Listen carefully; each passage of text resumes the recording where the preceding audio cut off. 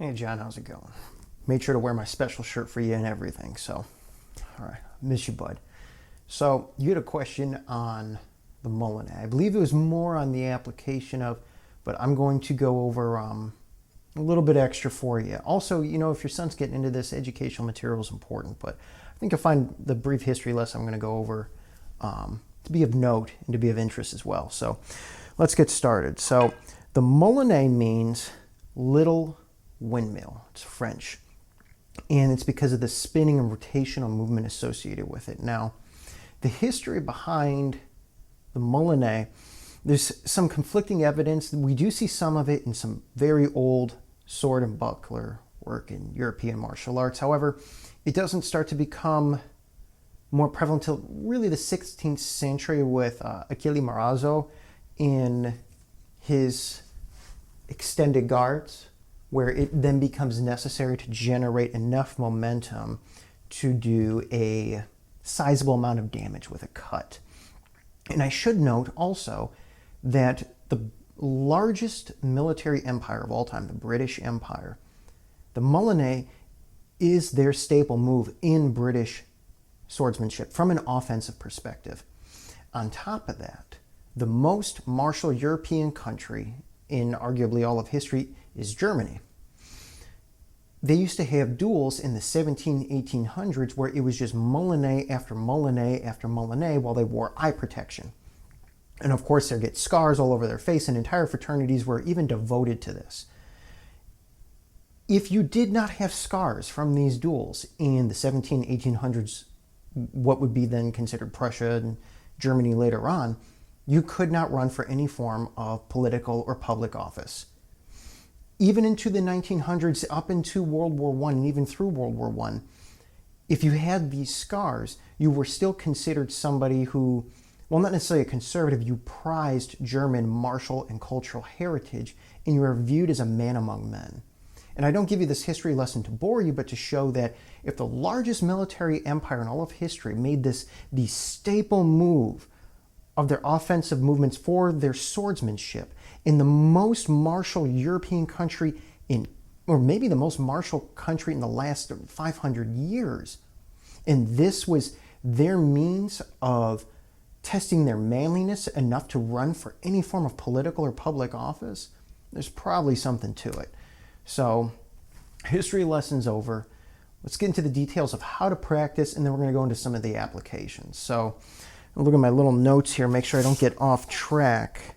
So, one of the things I really want to really strike home with you, and if your son's going to be doing this, is to not do it with a blunt instrument like a stick. The reason being is you'll see people, they'll be doing upwards and downwards figure eights and Moulinets and stuff like that, but you'll start seeing they get sloppy very quickly. So number one, always use an edged implement. I would obviously recommend a dull one. This is a sharp one in this case, but I'm using a black blade so it stands out against the background so everybody can see it. So using an edged implement, whether it's for the upwards or downwards figure eights, you're coming in for various Moulinets or Florettes, you always want to make sure you have proper edge alignment with it. I cannot strike that home enough. Otherwise, you get into some really sloppy habits where you really start hitting and raking with the side of the blade. And, if you ever actually did connect with somebody with it in a realistic scenario, you'd be at best irritating. And if they have a jacket on, they may not even notice it. So always practice with an edged implement. Already went over some of the essentially what you're going to use it with. You would never really use a Moulinet for the most part. There's one exception to this with a light stick.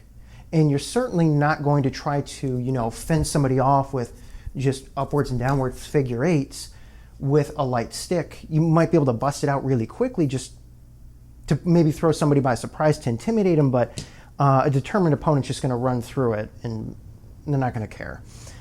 So always using an edged implement, or if you're using something like a club. Another brief history lesson. there used to be 4 Olympic fencing weapons, and one of them was the single stick.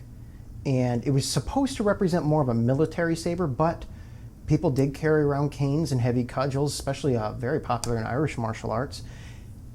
The movements are almost exactly the same. So trying to generate enough force inside here without that rotational movement is almost not impossible.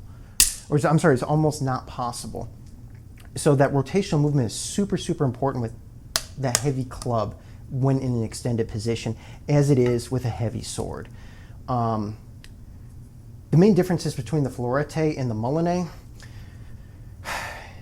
you're not going to really use a Florette with a heavy cavalry saber. Unless you like seeing orthopedic surgeons. If so, you know what, that's your thing, go for it. But doing upwards figure eights and things like that with, especially continuously without warming up with a heavy cavalry saber, you're gonna tool yourself up. That's where the Moulinet really comes in, because you're using gravity to your advantage. And we'll go into the slight technical differences in a little bit. For the most part, a Florette starts here, but then it ends with an upward figure eight. A Moulinet starts either in an extended position, either it's here or here, and it drops in and around, whether to the outside or to the inside. So that's really the main difference. I would focus more on the Moulinet. I find it to be superior both when working and sparring against multiple opponents as well as individual opponents, even if they're highly skilled. And we'll go into that in just a little bit.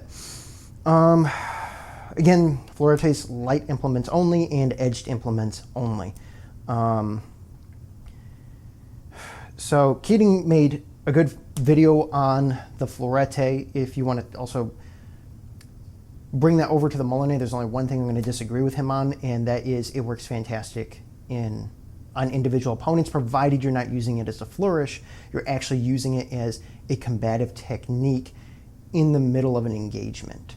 So it's not something I'm going to lead with or try and intimidate somebody with. I believe it was a buddy of yours commented that, you know, if it was a stick, it wouldn't really matter, in which case I agree. You know, big, strong dude's just going to run right through and start giving you all sorts of problems. In terms of a counter cut, you know, it's possible. Again, it's not something I would lead with unless it was, I just busted out for a quick second to just give somebody pause, really for breathing room. We're going to go into how to use a Moulinet and to some extent a Florette in single combat in just a second. So let's take a look at this. If you're using, really why use a Moulinet? And there's 3 reasons why, especially when using a heavier weapon. The first is to generate momentum for that offensive strike, and I already touched on this.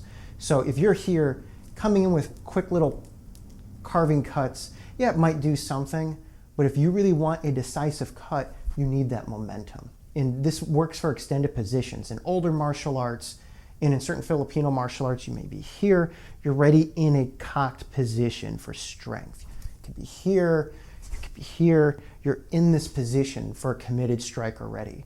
But if you're here, if you're giving point to keep somebody at bay, you need that circular movement to generate that power.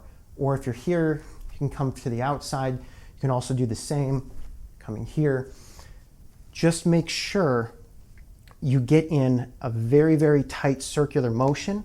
And additionally, this is very important, you are doing this circular motion not in a sedentary fashion. I'm not just going to be here and strike. If I am here, I am going to move forward while striking. I cannot emphasize that enough. It is done while ideally 90% of the time with forward momentum. That is absolutely critical.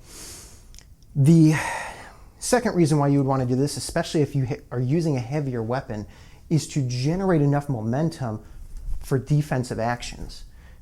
You're essentially generating momentum for a stronger parry. This is usually used especially against stronger weapons, where if they are committed with a heavier weapon, standard static parries may not be enough to cut it. So using the momentum of the weapon as a means of defending yourself. Now, if we look at The third reason, and this is one that could actually work with a lighter weapon if your technique and timing is down pat, and that is simultaneous offense and defense. And you're essentially, I hesitate to use the term knocking, but you're pulling an opponent's weapon to the side to open up a line of attack. And I want you to think of it this way, because you've, as with me, the background with the Bowie knife.